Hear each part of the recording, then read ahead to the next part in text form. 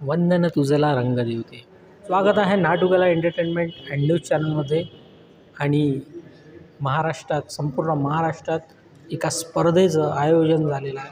दरवर्षी होतं, यंदाही आहे आणि प्रत्येक केंद्रावर होतं. आणि आपण आलेलं आहे नागपूर केंद्रात. हा मित्रांनो, नागपूर केंद्रावर वसंतराव देशपांडे सभागृह इथे हे जे आयोजित झालेलं जो प्राथमिक फेरी आहे ती म्हणजे महाराष्ट्र शासन सांस्कृतिक कार्य संचालनालय आयोजित 63वी महाराष्ट्र राज्य हौशी नाट्य स्पर्धा 2024-25. हा मित्रांनो, ही जी स्पर्धा आहे प्राथमिक फेरी त्याचं आयोजन झालेलं आहे आणि त्याची सुरुवात झाली आहे या 2-3 दिवसापासून नागपूर केंद्रावर आणि बऱ्याचशा केंद्रावर जे आहे महाराष्ट्रात ती होत आहे. आणि जवळजवळ बरीचशी नाटकं आपल्या या स्पर्धेत आहे. तर संपूर्ण जे हौशी रंगकर्मी असतात, हौशी कलावंत जे असतात त्यांच्याकरता हे प्लॅटफॉर्म आहे आणि ते प्लॅटफॉर्म आपले महाराष्ट्र शासन जे आहे ते देतं आणि यातनं कलावंत घडत असतात. तर चला, एक छोटंसं आजचं जे नाटक आहे जे म्हणजे शनिवार रविवार या नाटकाचे थोडेसे आपण जे काही क्षण आहे ते टिपलेले आहेत तेही बघूया आणि काही स्पर्धक भेटलेत आपल्याला तर त्यांच्याशी संवाद साधूया आणि विचारूया की ही जी स्पर्धा किती महत्त्वाची आहे.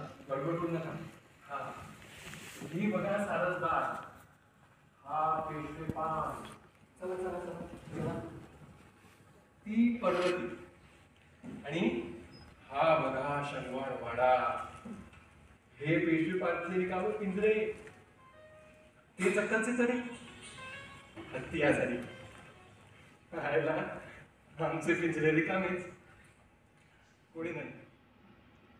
कोणी पाहिजे तुम्हाला? मला बोला ना, असे रागावू नका. रस्ता चुकला का? बळीच रात्र झाली. एकटे कुठे निघाला? मुके आहात का? आयला हे बोलतच नाही. सुमन, हे बघ. थोडा करू नकोस. हे आले पण यांना बोलता नाही.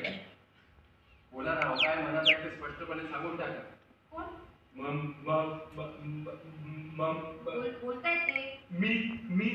महाराष्ट्र शासन आयोजित जी स्पर्धा आहे सांस्कृतिक कार्य संचालनाने आयोजित करते 63वी हौशी राज्यनाट्य स्पर्धा आहे.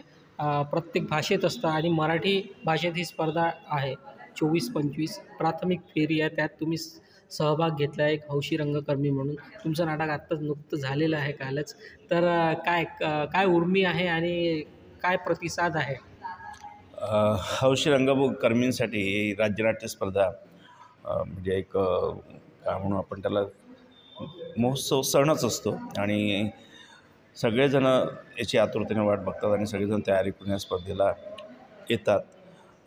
आणि बरेचसे मोठमोठे कलावंत स्पर्धेतून समोर गेलेले आहे आणि हौशी कलावंतांसाठी हा एक खूप छान प्लॅटफॉर्म आहे. तर आणि शासन दरवर्षी त्यांच्यापर्यंत सगळ्या सोयी उपलब्ध करून देतात.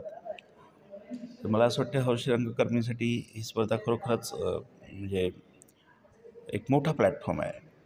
अच्छा, आता एक शासनातर्फे आणखी काही एक स्पर्धकांसाठी हौशी रंगभूमीसाठी काय मागणी करू शकता तुम्ही एक स्पर्धकाच्या वतीने? काही मला असं वाटतं काही टेक्निकल बाजूंसाठी ज्या काही त्यांच्याकडनं सोयी उपलब्ध करून दिल्या जातात त्यात आणखी काही वाढायला हवं. जसं नेपथ्य आहे, सेटिंग आहे, लाईटिंग, जेणेकरून नवीन मुलांना जे यामध्ये काही करू इच्छितात त्यांना एक सहकार्यसुद्धा मिळेल आणि स्पर्धेसाठी प्रेक्षक कसा येईल यावरती सुद्धा थोडंसं चिंतन व्हायला पाहिजे. आणि ती प्रत्येकच स्पर्धकाची सुद्धा जबाबदारी आहे असं मला वाटतं. आयोजकांची तर आहेच, पण स्पर्धकांची सुद्धा आहे प्रेक्षक कसा येईल हा विचार करणं. अच्छा, आता ही जी स्पर्धा होत आहे एक वसंतराव देशपांडे सभागृह नाटकासाठी एक सुटेबल हॉल जो आहे नागपूरचा इथे होता आहे. याच्या आधी सायंटिफिक हॉलला होत होती, ती पण नाटकासाठी उत्तम असं थिएटर आहे. पण इथे येतं आहे, इथे झाल्या स्पर्धा होत आहेत कारण की बरेचसे व्यावसायिक नाटकं जे आहे पुणे मुंबईची इथे येतात आणि आज त्या प्लॅटफॉर्मवर त्या सभागृहात काम करताना आणि प्रेक्षकांना काय सांगाल की जे ज्यांच्यापर्यंत हे माध्यम जे आहे, हे नाटक हे माध्यम जे आहे हे पोचतं आलं पाहिजे, त्याकरता काय सांगाल तुम्ही? मला असं वाटतं हे सायंटिफिक हॉल हा रहिवाशी एरियात असल्यामुळे तिथं प्रेक्षक जास्त येतात. तुलनेने इथे कमी येतात, तर इथे प्रेक्षक कसे येतील याचा विचार सगळ्यांनीच करायला पाहिजे. कारण हा हॉल नाटकासाठी अत्यंत सुटेबल आहे. म्हणजे सायंटिफिक पण आहेच, पण हा म्हणजे एक वेगळा आनंद मिळतो वसंतराव देशपांडे हॉलला. तर निश्चितच हे प्रेक्षक जर वाढले तर आणखी मजा येईल. नक्कीच. नक्कीच. आणि खूप खूप शुभेच्छा तुम्हाला, कारण एक स्पर्धक म्हणून. Thank you very much. कालच आम्ही एक आमचं नाटक इथं सादर केलेलं आणि आयोजकांकडून आम्हाला खूप छान सहकार्य लाभलं. असं सगळ्यांना पण लाभो आणि सगळ्या स्पर्धकांना खूप खूप शुभेच्छा. धन्यवाद.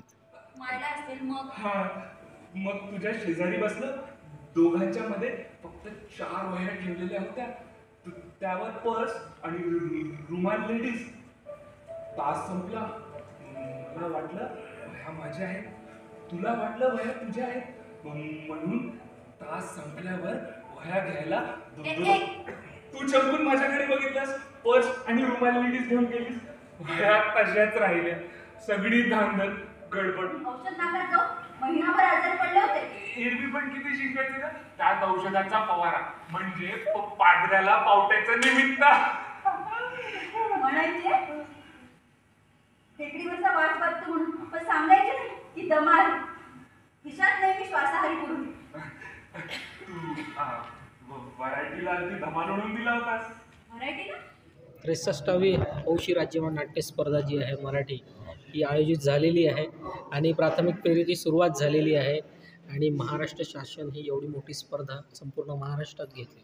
आणि आता आपण आहेत नागपूर केंद्रावर.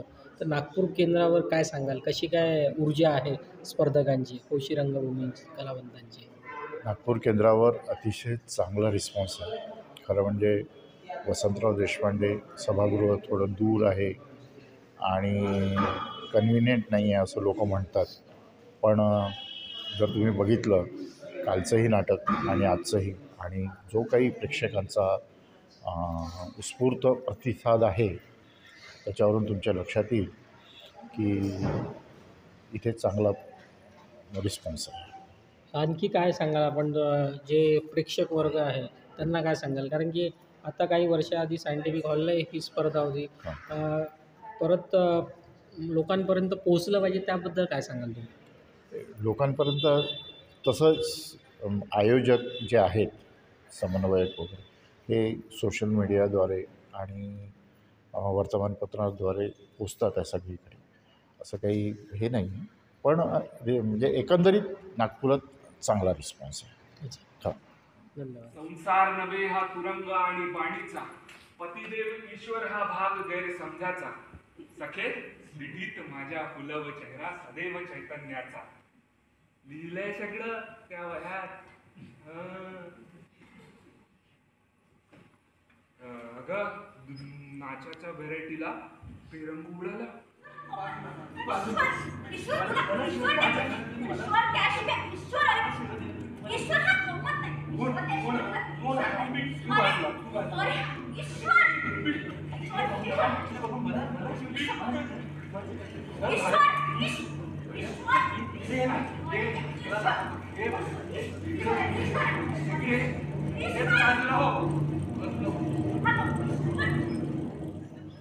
हौशी राज्य नाट्य स्पर्धा, त्याची हौशी रंगभूमीतील कलावंत जे आहेत ते वाट बघत असतात त्याची, आणि ती आलेली आहे.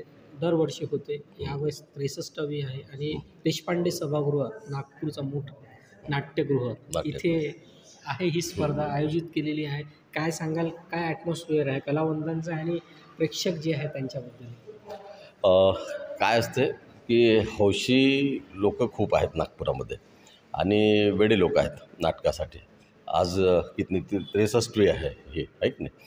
आणि जेव्हा नाटक डिक्लेअर करतं गव्हर्नमेंट किंवा राज्य नाट्य स्पर्धा, तर त्यावेळेस यांचा उत्साह सुरू होऊन जातो. ग्रुप्स राहतात आणि जे नवीन लोकही जे प्रेक्षक म्हणून येतात पाहायला, त्यांच्यातूनही काहीतरी असं आतून त्यांनाही होत असतं की बाबा मलाही थिएटर करायला पाहिजे. तर त्याच्यामुळे नवीन लोकही ह्याच्यातून तयार होतात. दुसरं प्रेक्षकातून करणारे तर करतातच, ते डेली त्यांचे ग्रुप्स असतात, ते नेहमी करत असतात, दरवर्षी करत असतात. तर हा एक खूप चांगला आहे याच्यासाठी की याच्यातूनच आता खूप प्लॅटफॉर्म्स निघाले. OTT आहे, वेब सिरीज आहे. आता पहिल्यासारखं राहिलं नाही चित्रपटाचं. तर हा जो थिएटर आहे हेच प्लॅटफॉर्म आहे तिकडे जाण्यासाठी.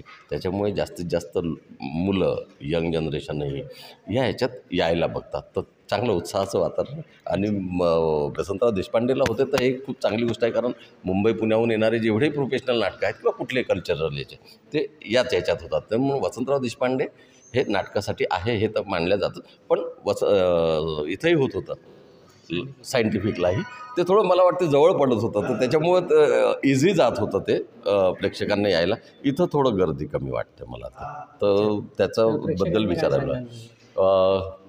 खूप सुंदर पद्धतीने सगळे नाट्यमंडळ आपलं ग्रुप घेऊन नाटक बसवत असतात. त्याच्यावर खूप मेहनत असते, तालमीला खूप मेहनत असते, खूप वेळ द्यावा लागतो. हे सगळं करतात ते. तेव्हा त्यांची मेहनत बघायला तुम्ही आलात तर त्यांना नक्कीच खूप आनंद वाटेल आणि आणखी ते इन्स्पायर होतील चांगलं काम करण्यासाठी. तेव्हा तुम्ही आवर्जून या आणि या नाटकांचा आनंद घ्या. थँक्यू. धन्यवाद.